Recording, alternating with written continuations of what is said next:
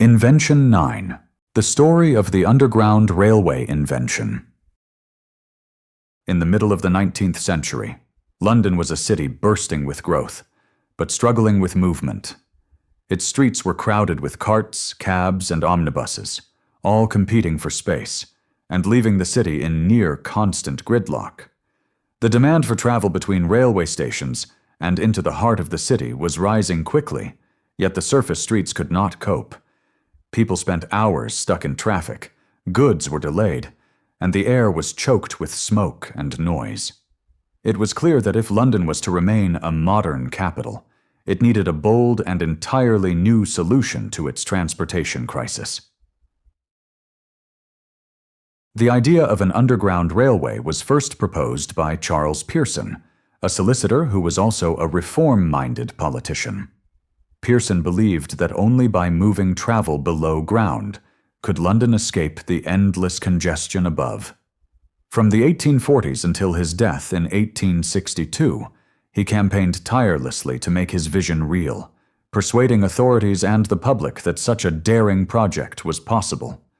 His dream was to connect major railway termini, give Londoners faster access to the city, and create a more efficient network for both people and commerce.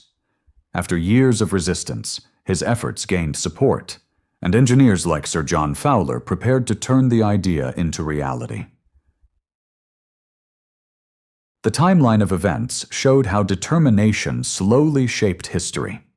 Early proposals appeared in the 1830s and 1840s, but it was not until 1854 that Parliament granted permission to build the Metropolitan Railway. In 1860, construction began with the cut-and-cover method, digging trenches along streets and then covering them to form tunnels.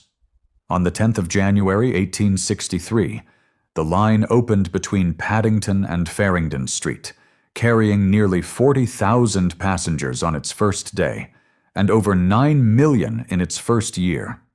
By 1868, the system was already expanding, and in 1884, the Circle Line linked major stations. Later inventions, like James Henry Greathead's tunneling shield, allowed deeper lines, and electrification in the early 20th century modernized the network. The impact of the world's first underground passenger railway was profound. Londoners suddenly had a faster, safer, and more reliable way to move across the city.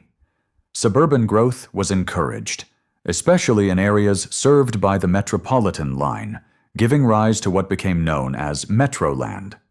The Underground's success also inspired cities worldwide: Budapest and Glasgow in 1896, Boston in 1897, Paris in 1900, and New York in 1904, all built metro systems following London's model.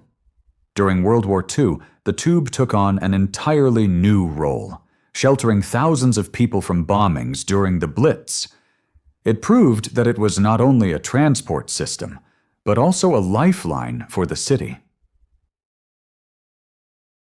Today, the London Underground is still one of the world's busiest transit systems, with over 11 lines, more than 270 stations, and nearly 1 billion annual passengers.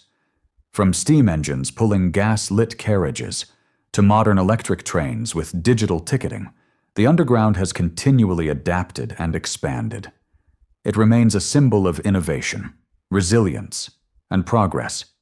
The story of its invention reminds us that bold ideas can transform not only a city, but also inspire the entire world.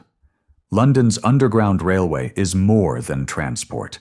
It is a testament to human creativity and determination to solve pressing problems in ways that shape generations to come.